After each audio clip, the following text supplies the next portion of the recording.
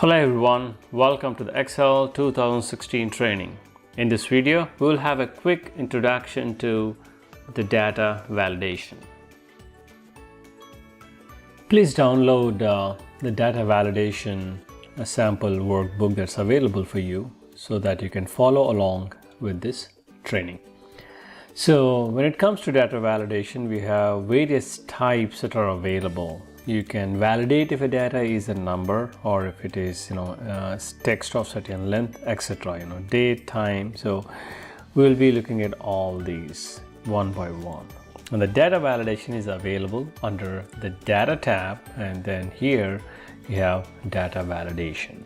So this is what we'll be looking at. As a quick example, let me do this. Let me say I want to enter a number that is between, let's say, 1 and 10. So anything that is less than 1 or greater than 10 is an invalid value. So we want to restrict that way. Let's say we want to do that here in this cell. I'll just color it just for the sake of it. So this is where we need to apply data validation.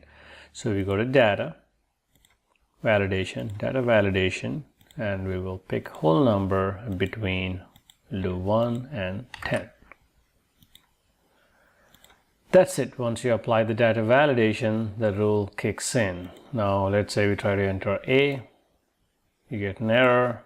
Try to enter, let's say, 14, you get an error. Retry, you put something between 1 and 10, it works. So that is what we are looking at. We are validating the data while we enter that into a cell, and we apply that, or we achieve that by applying or introducing these data validation rules.